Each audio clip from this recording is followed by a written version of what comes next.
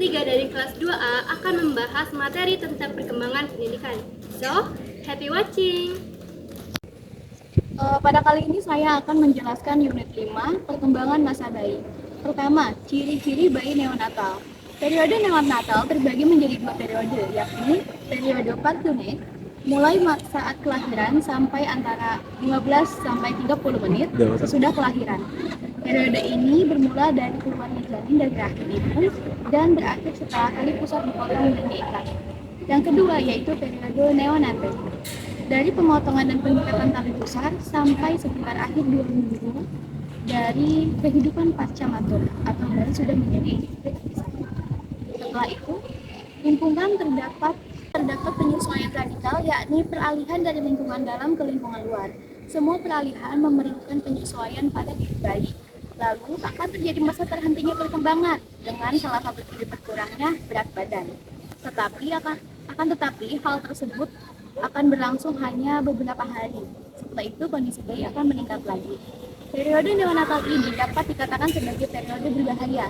Secara psikologis, masa bayi merupakan saat terbentuknya sikap dari orang-orang yang berarti bagi bayi. Ada perubahan sikap yang relatif antara sebelum lahir dan sesudah lahir, tergantung dari mudah sulitnya penyesuaian antara bayi dan orang tua. Yang kedua yaitu penyesuaian bayi neonatal.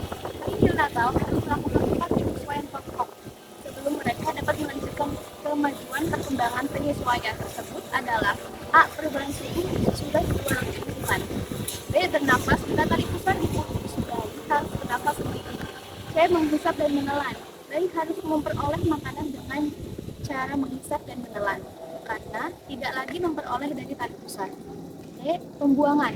Alat-alat pembuangan bayi mulai berfungsi segera setelah dilahirkan. Sebelumnya, pembuangan dilakukan melalui tali pusar. Yaitu yang terakhir, nomor 3, kondisi yang mempengaruhi penyesuaian prenatal.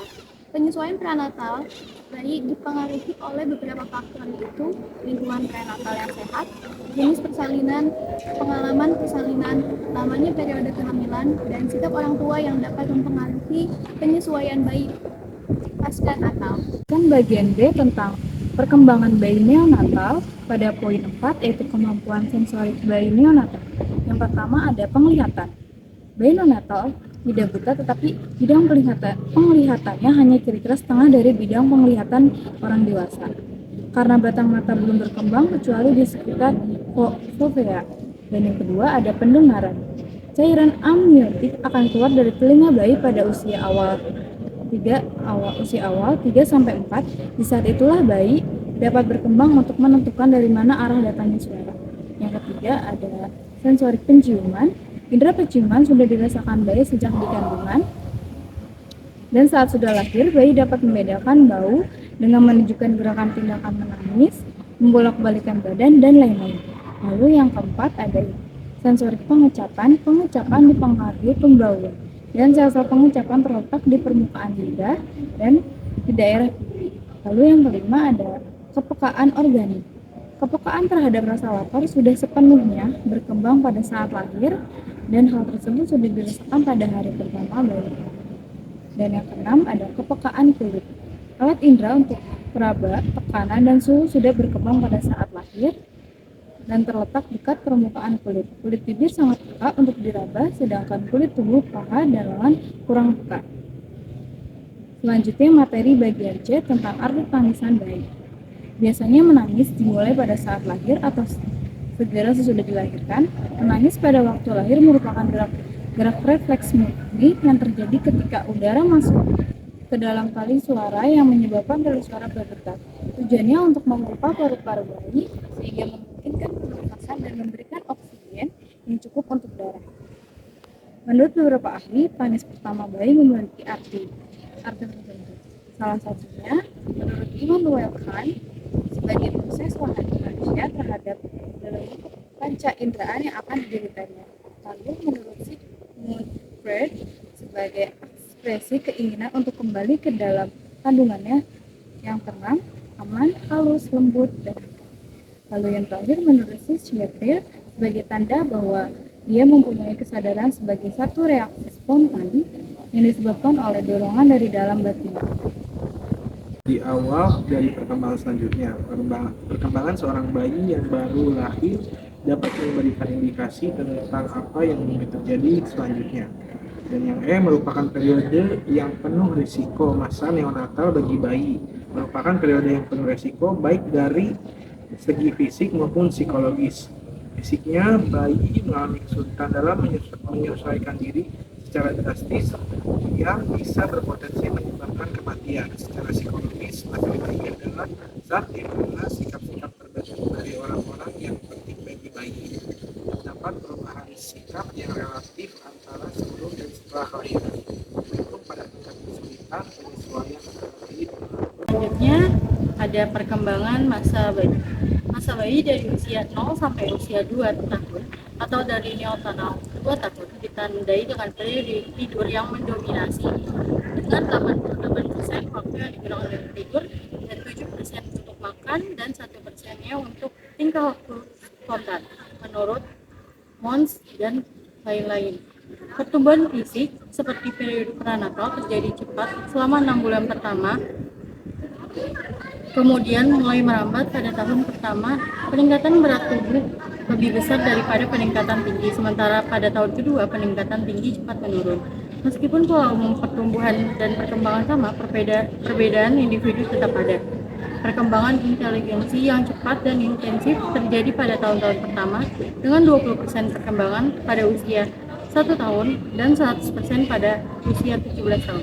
Kemampuan kognitif memungkinkan pembentukan pengertian dipengaruhi oleh tingkat kecerdasan dan pengalaman sebelumnya. Persepsi awal diperoleh melalui penjelasan sensorik dan konsep-konsep seperti ruang, berat, waktu berkembang seiring dengan eksplorasi bayi. Perkembangan bicara. Menurut MF Daly dan John J. Wilson, terdapat beberapa tahap perkembangan bicara, di antaranya sebagai berikut. Yang pertama adalah refleks vokalisasi. Pada 2 minggu pertama, bayi hanya dapat mengeluarkan suara refleks atau tahmid, namun suara tersebut belum dapat dibedakan maknanya. Lalu yang kedua adalah tahap meraban, di mana pada usia 2-3 bulan, bayi mulai membuat berbagai bunyi dengan memiliki ciri yang terdengar seperti orang berumur. Tahapan ini juga melatih alat bicara seperti bibir, lidah, tenggorokan, dan rahang. Tahap 3 yaitu lali. Pada tahap ini, bayi mengeluarkan refleks suara dan memberi reaksi ketika berlaku kontak dengan orang lain. Yang keempat adalah efogia, di mana anak mulai menirukan ucapan orang lain yang di sekitarnya. Lalu yang kelima adalah bicara sebenarnya. Tahapan ini terjadi ketika anak sudah berusia 1 tahun. Ia sudah dapat berbicara dengan benar dengan maksud yang dikehendaki. Meskipun demikian, pengucapannya belum jelas. Selanjutnya adalah reaksi sosial terhadap orang dewasa.